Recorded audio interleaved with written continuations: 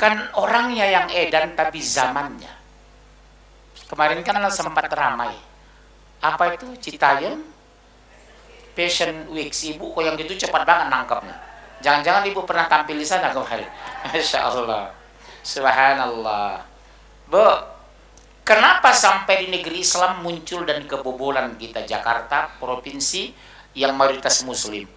Karena seorang sudah permisif. Apa permisif?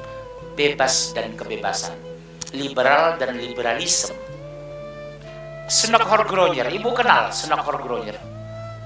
Orang Belanda yang menyerang pura-pura masuk Islam. Dia bilang, umat Islam jangan dimusuhi. Umat Islam jangan diperangi. Mereka menang. Perang Badar 300 lawan 1000 orang kafir. Menang 300. Nggak masuk akal bagi orang kafir. Perang Khandaq 1000 lawan 10.000. Menang yang 1000. Mereka mikir, kalau kita perangi, mereka menang. Kita musuhi, mereka melawan. Kita jauhi, mereka mendekat. Kita kerasin, mereka melembut. Terus bagaimana menghancurkan Islam di dunia? Munculkan kebencian terhadap Islam di generasi mudanya. Malu pakai simbol Islam. Malu berhijab. Malu pakai gamis. Malu pakai jenggot. Malu pakai simbol-simbol yang idiom Islam.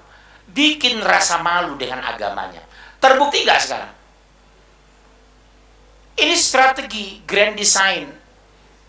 Sekarang terbukti orang nggak malu memamerkan BH-nya, padahal kutangnya murahan bukan mahal.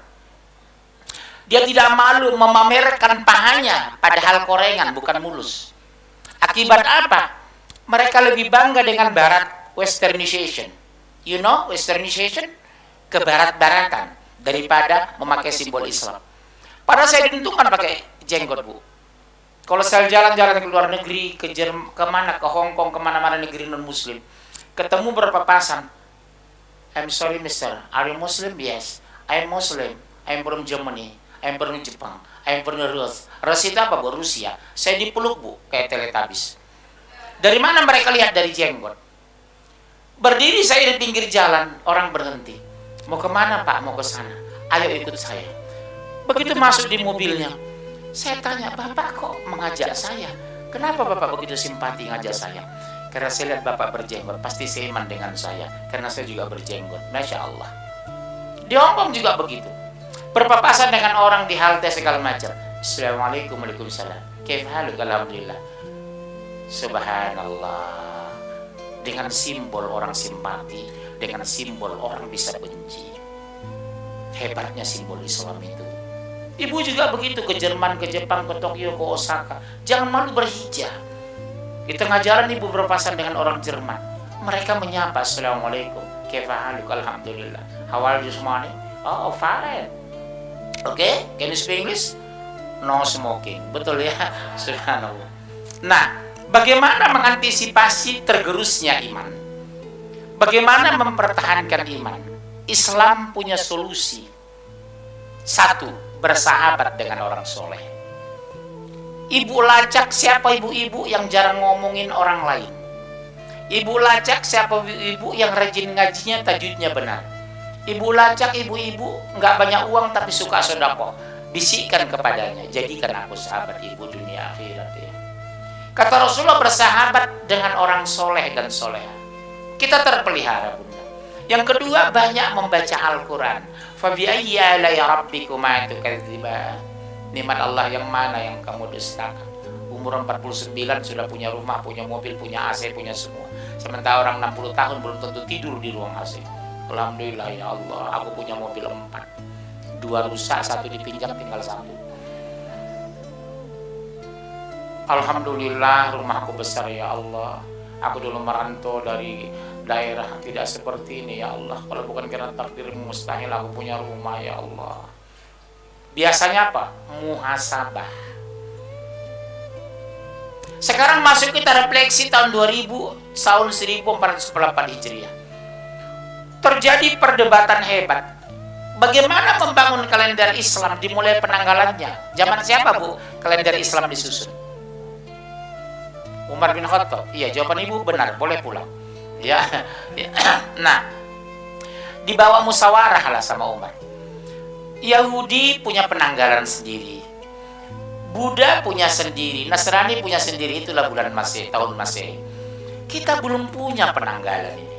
Kalau tahun sudah pasti. Mana dalilnya, Bu? 1 tahun 12 bulan. Buka Al-Quran, surat 9 ayat 36. Cepat, jangan lihat saya. Surat 9 ayat 36. Nanti kita mulai bergerak dari sini. Jadilah orang yang bertakwa menghadapi zaman edan. Surah 9 At-Taubah ayat 36. Ya, coba baca itu. Tolong di absen ya, Bu. Kita lihat progres ya. Ini Bu Ayu berapa kali sebulan pengajian di sini? 4 kali. Oh ya, Masya Allah. Mudah-mudahan istiqomah ya, Bu. Langsung surat 9 ayat 36. Sesungguhnya jumlah bulan menurut Allah ialah 12 bulan. Lihat, Bu, sudah ada, Bu. Al-Quran turun berapa tahun yang lalu? 1450 tahun yang lalu. Jadi jauh sebelum hijrah dari Mekah ke Madinah, penanggal bulan sudah ada, kata Allah. 1 bulan itu 12, 1 tahun 12 bulan. Kalau umat Islam kapan dihitung ganti hari? Setelah maghrib, matahari tenggelam. Kalau Masehi pukul 00. Kalau suami Bu meninggal hari Senin jam 7 malam, jangan bilang meninggal hari Senin, hari Selasa. Kalau mau akekah, nyembelih akekah Ibu, akekah itu kan yang terbaik hari ke-7 kelahiran, bukan 7 hari setelah lahir. Cucu Ibu lahir hari Selasa, Selasa mulai dihitung. Selasa, Rabu, Kamis, Jumat, Sabtu, Ahad, Senin. Berarti disembelih maksimal setelah asar sebelum maghrib. Kalau setelah maghrib berarti sudah hari ke-8. Yang paling abdul 7 hari kelahiran, bukan setelah kelahiran. Ingatkan, Bu, yang nyembelih itu tukang jagal, Pak, jangan setelah maghrib, itu udah hari Rebu nanti, Pak. Cucu saya lahir hari Senin, hari Selasa, hari Seninnya persis hari ke-7. Ini sering orang banyak keliru. Yang disembelihnya di Cianjur, disembelihnya sudah habis maghrib. Oh, udah keliru, abdulnya sudah berkurang. Abdul akikah itu hari ke-7 kelahiran, bukan setelah lahir. Oke ya, Bu ya, tolong perhatikan ini. Berarti tahun-tahun itu sudah ada, Bu. Cuma penanggalan Islamnya belum ada. Terus baca. Sebagaimana dalam ketetapan Allah pada waktu Dia menciptakan langit dan bumi. Allahu Akbar. Jadi sejak Allah menciptakan langit dan bumi sudah ada setahun itu 12 bulan. Jadi Islam itu modern, Bu. Kalau Masehi sejak dihitung lahirnya Isa Al-Masih. Makanya 2022 tahun 1 lahir Isa, dihitunglah penanggalan Masehi. Makanya Ibu tolong, maaf, siapa yang hafal bulan Hijriah, bulan-bulan yang 12, siapa angkat tangan. Nanti saya kasih hadiah. Ibu silakan, yang baju hijau, jilbab hijau yang dari P3, silakan. Silakan yang 12 bulan. Terus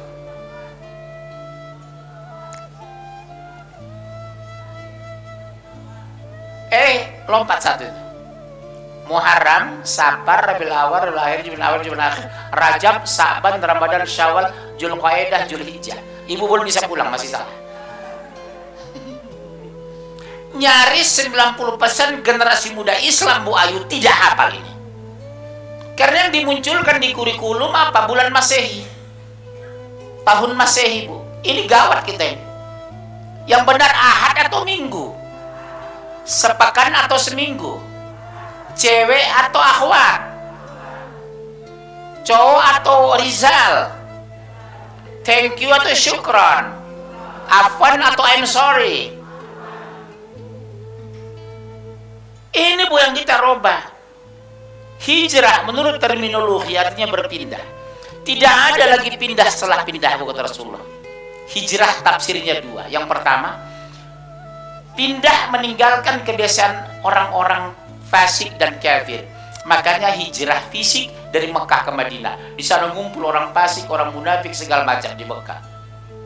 Tiba-tiba, Bunda, laki-laki Islam waktu itu banyak beristrikan Yahudi dan Nasrani. Dibujuk masuk Islam enggak mau, diajak hijrah ke Madinah enggak mau. Akhirnya karena perintah Allah hijrah, mereka berangkatlah ke Madinah. Yang lain dengan istri anak Islam, sampai di Madinah mereka bahagia, disambut di Madinah, namanya di Kuba. Apa masjid pertama yang dibangun Rasulullah setelah hijrah? Masjid apa? Masjid Kuba.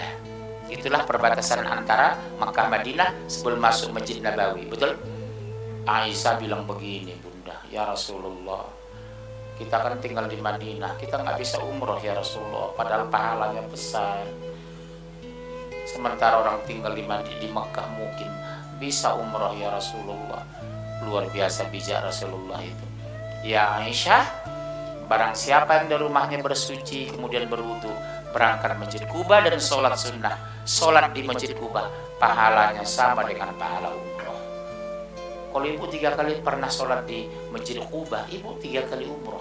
Kalau ditanya orang, Bu, ibu udah berapa kali umroh? 3 kali, bilang. Tapi sekali berangkat di Masjid Kuba sholat songong, bilang.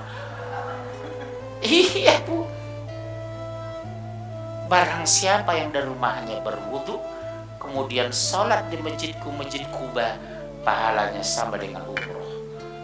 Subhanallah, bijaknya Rasulullah. Tala'al badrun alaina min thaniyati wada'. Disambutlah anak-anak kecil wanita Rasulullah masuk sana. Gembiranya Rasulullah bukan main, Bu. Di Arab dimusuhi, dibantai, dikepung, mau dibunuh, mau diracun. Tapi begitu masuk perbatasan Madinah di Kuba itu disambut dengan gegap gempita. Berebut orang, oh, ya Rasulullah nginap di rumah hamba, ya Rasulullah nginap di rumah saya, ya Rasulullah nginap di rumah saya. Rasulullah Masya Allah bijaknya, Bu. Di mana untaku berhenti, di situ aku nginap.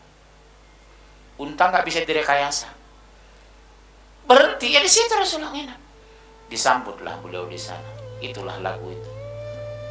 Min saniyati wada. Masya Allah.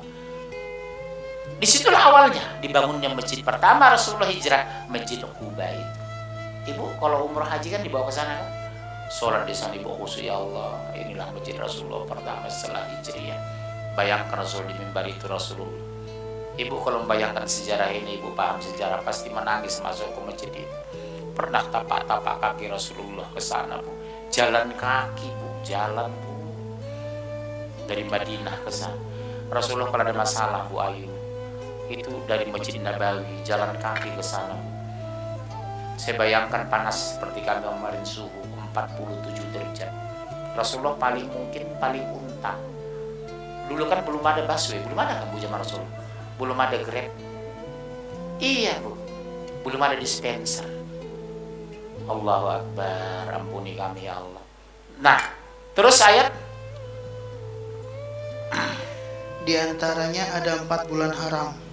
bulan apa Bu yang haram itu berapa bulan? Bulan haram. Haram perang, haram ribut, haram melakukan perbuatan jahat, dosanya besar. Apa itu? Iya, ibu pintar, udah gak usah ngaji lagi. Iya, Masya Allah. Kenapa dikatakan haram? Haram melakukan kejahatan, tapi sebaginya. Apa yang paling baik amal ibu lakukan bulan Muharram ini?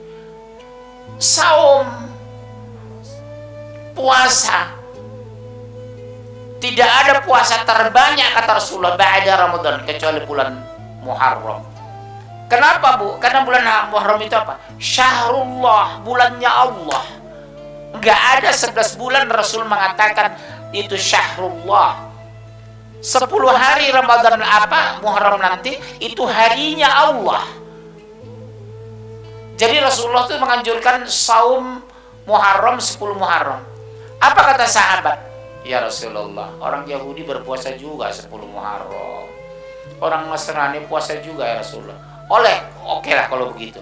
Mulai tahun depan kalau panjang umur kita masih hidupkan, tambah 1 hari, 9-10 Muharram. Berarti Ahad dan Senin depan.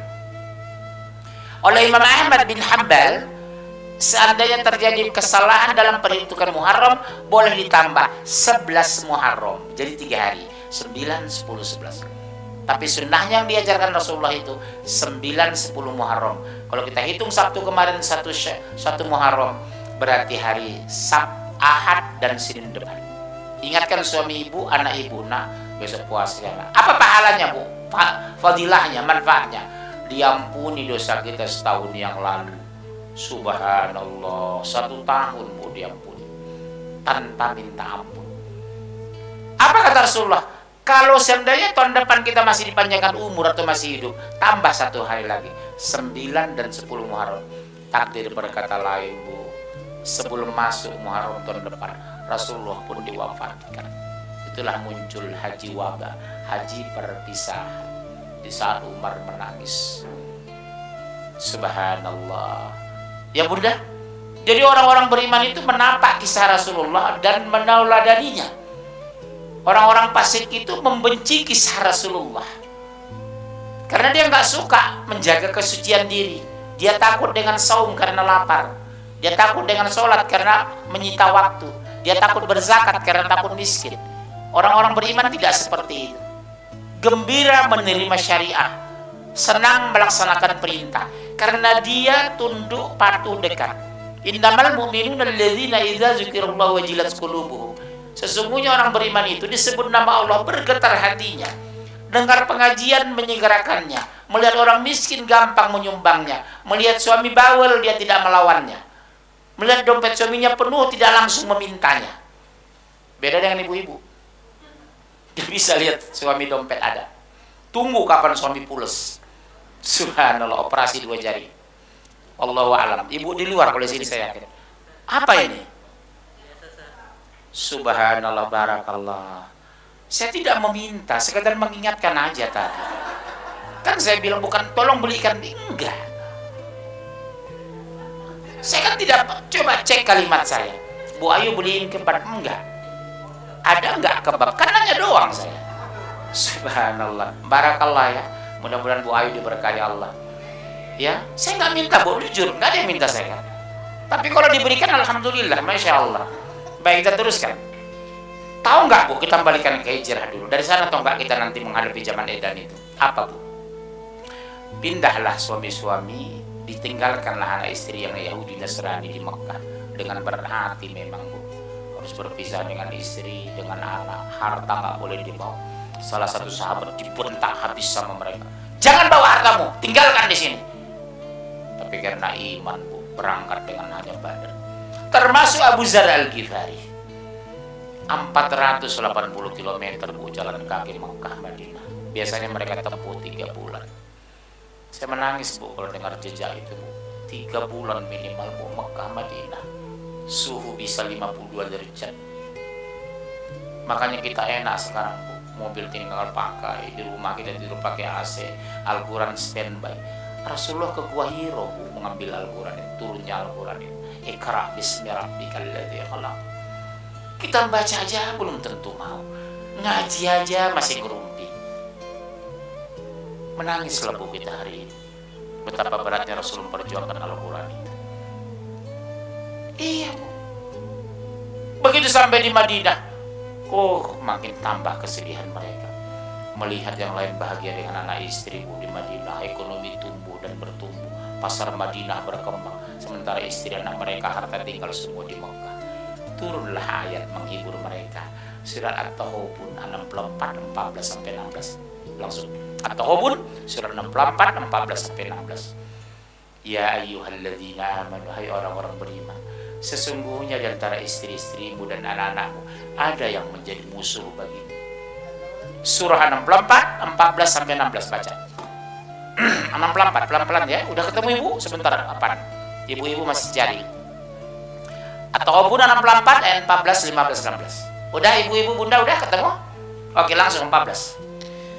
Wahai orang-orang yang beriman, sesungguhnya di antara istri-istrimu dan anak-anakmu ada yang menjadi musuh bagimu.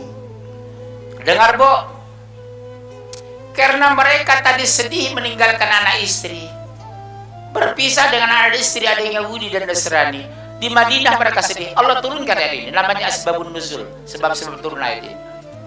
Hai orang-orang beriman, dipuji Allah Bu mereka.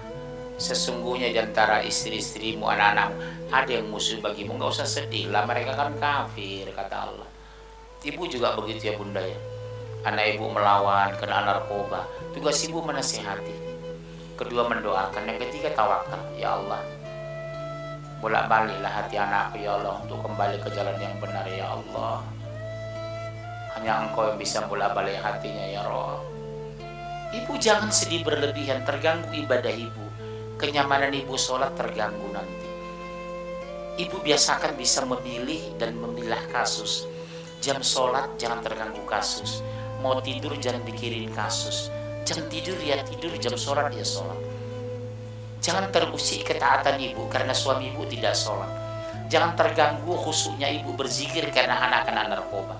Tugas ibu hanya 3. Doakan dengan sungguh-sungguh, nasihati dengan ikhlas, bimbing dengan tulus, jadikan dia teman kerja bukan bawahan.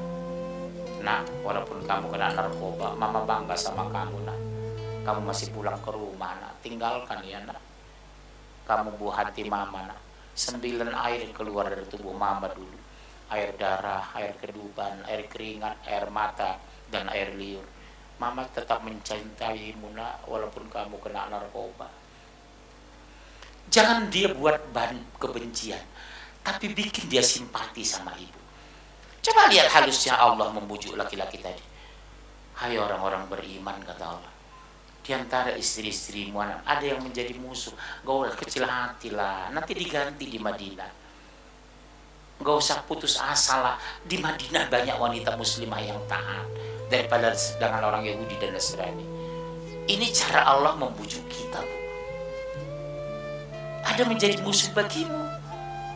Siapa itu anak yang kafir tadi, istri yang kafir tadi? Diganti kau di Madinah, harta insya Allah diganti. Syaratnya hanya satu hidup ini. Apa Bu syaratnya? Ibu bisa jawab. Ikhlas menerima musibah, ikhlas menerima ujian. Jangan menggerutu, jangan putus asa dengan doa. Doa tidak ada yang ditolak. Itu jelas Bu. Doa orang beriman itu seperti apa Bu? Pelepah kurma. Kalau nggak dipotong dia tidak patah, kalau nggak tarik tidak jatuh. Beda dengan pelepah kelapa. Kalau pelepah kelapa tua dia roboh, busuk dia jatuh. Cek di Madinah Mekah, sampai tua pelepah kurma nempel di pohon. Beda dengan kelapa Bu. Nah jangan di pohon kelapa ini angin kencang nanti pelepahnya menimpa kamu. Karena sudah tua dia jatuh, pelepah kurma nggak pernah jatuh. Seperti itulah lengketnya doa di tubuh orang beriman itu. Tidak akan ditolak kata Rasulullah. Masya Allah. Persoalannya, kenapa belum dikabulkan ya Allah? Doanya nggak cocok untuk ibu. Ibu minta mobil mewah, sementara pendapatan suami kecil, pajak tinggi, Allah Maha tahu. Jadi stres suami. Nggak cocok untuk ibu, karena kalau nanti mobil mewah, ibu hari Rabu bukan lagi pengajian ke Kelapa Gading, ke Puncak. Allah sayang sama ibu, di stop beli mobil karena Allah Maha tahu kalau ibu punya mobil bagus, kerjanya jalan-jalan ke mall bukan ke pengajian. Allah Maha tahu. Jadi ibu-ibu jangan pernah memaksa Allah mengabulkan doa, karena Allah lebih tahu terhadap kita daripada kita terhadap kita. Sepakat? Hari ini yang terbaik buat Munzir. Udah terima ini. Maunya saya presiden loh. Tapi maunya Allah tidak, ya sudah. Saya memaksa Allah atau saya mengadaptasi kepada Allah. Siapa yang mengatur saya? Yang menciptakan saya? Pemilik saya? Ruh saya dari mana? Patuhnya kepada siapa? Inna sholati wa nusuki wa mahyaya wa mamati lillahi rabbil alamin la syarika lahu. Sesungguhnya salatku, sesembelihanku, hidupku, matiku hanya untuk Allah. Berarti pasrah, berarti ridho, berarti legowo, berarti nggak menantang, tunduk, patuh, dekat, taat. Kalau udah tunduk berarti tidak melawan. Kalau taat berarti ridho. Persoalan kenapa ibu stres sekarang? Memaksakan kehendak bukan mengikut kehendak Allah. Ibu cermati bahasa saya. Kenapa cenderung orang stres? Memikirkan sesuatu yang belum terjadi, nggak usah dipikirin. Gimana besok ya? Gimana besok? Emang ibu udah jaminan besok masih hidup? Potensi stres dua Bu, memaksakan kehendak kepada Allah bukan mengikut kehendak Allah. Padahal tugas kita, wa ma khalaqtul jin wal ins illa liya'budun, dan tidaklah aku ciptakan jin dan manusia kecuali untuk mengabdi. Tugas kita hari ini mengabdi, bukan melawan. Tugas kita patuh, bukan menantang. Kenapa sedih berlebihan turunkan musibah? Karena kita tidak ridho dengan musibah. Kenapa? Iman di bawah standar. Kenapa ya Allah aku seperti ini? Oh, itu bukan bahasa orang beriman, Bu. Takdir tidak ada yang salah, bro. Ya, bro. Ya, bro, dengar, bro. Takdir tidak ada yang salah. Yang salah itu ibu memandang takdir. Musibah tidak ada yang keliru. Yang keliru kita mandang musibah. Musibah nggak bisa dirubah, Bu. Yang dirubah persepsi mandang musibah. Kenapa ada seorang wanita kehilangan suami? Dia hanya berucap 2 kalimat yang mulia. Inna lillahi wa inna ilaihi raji'un. Ghafir lahu warhamhu wa'afi wa'fu anhu. Setelah itu dia banguni anaknya. Nak, bangun ya nak, papa meninggal nak. Tolong angkat jenazah papa dari kamar ya. Tolong telepon Pak Ade, Bude, Uwa ya nak. Mama nggak kuat nak. Kenapa begitu ridho? Karena dia yakin pemilik suaminya Allah, bukan dia. Masya Allah. Tapi ada istri merongrong 6 bulan nggak teguran. Ditelepon nggak ngangkat, di WA nggak dibalas, didatangi nggak buka pagar, dibunuh nggak mati-mati. Bu, ada 2 tahun nggak mau ditelepon, di WA nggak dibalas, kita bertamu rumah nggak dibuka, karena merasa suami itu milik tunggal. Hari ini kita robah, ya Allah, tutupkan pintu hatiku untuk mencintai melebihi cintaku kepadamu. Itu luar biasa, Bu. Coba ibu renungi bahasa saya. Kenapa ibu stres? Suka memaksakan kehendak, bukan mengikut kehendak Allah. Yang kedua, memikirkan yang belum terjadi. Nggak urusan kita, Bu. Nanti gimana ya Pak kalau papa pensiun masih bisa kuliah? Kerja aja. Nanti ada jalan keluar. Saya nganggur 2 tahun, Bu. Anak saya kuliah. Bisa kok. Logikanya di mana? Saya pegang satu bahasa. Betul tidak semua orang punya gaji, tapi semua orang punya rezeki. Ibu butuh mana? Gaji atau rezeki? Rezeki, Bu. Gaji belum tentu cukup, tapi rezeki cukup. Kalau kita syukuri. Songong. Bikin emosi aja ibu ini. Ya, terus ayat itu. Maka berhati-hatilah kamu terhadap mereka, dan jika kamu maafkan dan kamu santuni serta ampuni mereka, maka sungguh Allah Maha Pengampun, Maha Penyayang. Tahu ibu ini, berhati-hati terhadap mereka. Maaf, ini buat peringatan 5 orang. Kita laki-laki ini menghadapi istri itu kadang seperti main layangan. Ditarik kencang dia putus, dibiarkan dia landai. Ya apa? Perempuan sekarang, maaf, jangan tersinggung ya Bu, tidak semua. Mudah-mudahan ibu dipelihara. Sosialita, semua serba mahal. Bergaul itu membeli sesuatu karena gengsi, bukan fungsi. Kalau sudah gengsi, bicara setan. Fungsi, kewajiban. Dalilnya sahih. Barang siapa yang membeli busana, memakai busana karena tujuan pamer, kata Rasulullah, kelak di akhirat akan dipakaikan busana itu dan dibakar di neraka. Itu hadis sahih. Barang siapa yang berniat pakai busana karena untuk pamer, karena mereknya, karena bahannya, karena modenya, kelak di akhirat akan dipakaikan busana itu dan dipanggang di neraka, kata Rasulullah. Hati-hati Bu, buka lemari. Ya Allah, takdirkan aku berbusana karena Engkau, bukan karena pamer merek. Ses. Tapi kalau ibu niat pakai baju sisa karena bahannya bagus dan dingin, supaya aku nyaman ngaji, ya Allah, itu iya nggak ada masalah.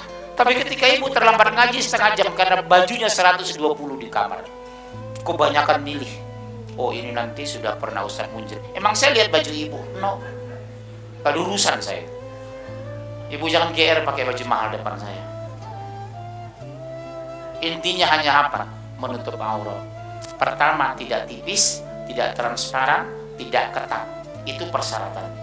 Betul nutup aurat tapi transparan. Betul nutup aurat tapi tipis. Diikat di leher kayak orang bunuh diri. Hijab itu kan 3. Hijab Pancasila, hijab artis, hijab syar'i. Ada yang bagus ke bawah Bu, tapi rambut kelihatan kayak burung kakak tua. Ada bagus di atas, tapi apa?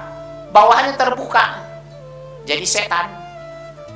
Ibu ini udah bagus ini. Hijab itu tertutup, Laki-laki melihat tidak nafsu, tapi hormat.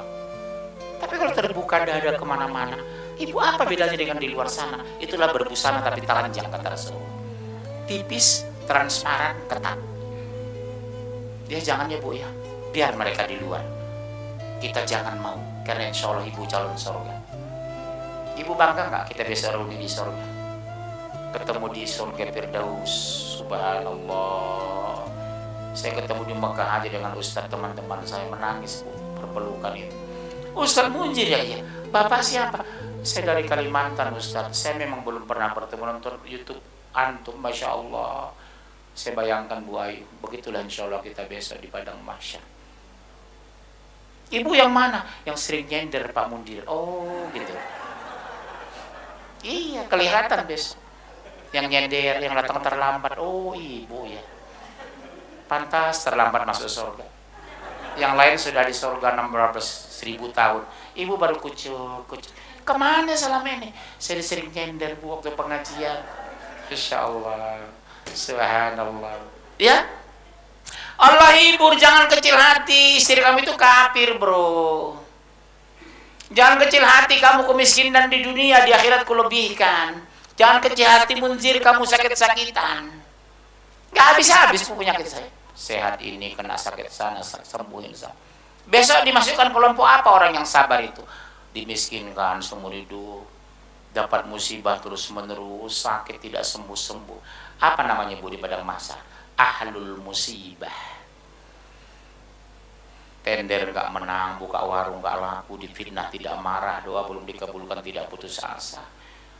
Kepala gatal, ketombe banyak, penyakit gak sembuh-sembuh. Iya ada bu, kawan saya ketombe nggak berhenti. Padahal orang kaya. Kalau sabar saya bilang untung. Ibu mungkin melecehkan orang stroke. Kalau dia sabar, masya Allah, dosanya dihapuskan menjelang meninggal. Yang bahaya itu kata Rasulullah, ketika diberikan Allah kesehatan dan waktu tapi tidak memaksimalkan. Manusia yang paling rugi orang punya waktu tapi tidak beribadah, orang sehat tapi tidak maksimal.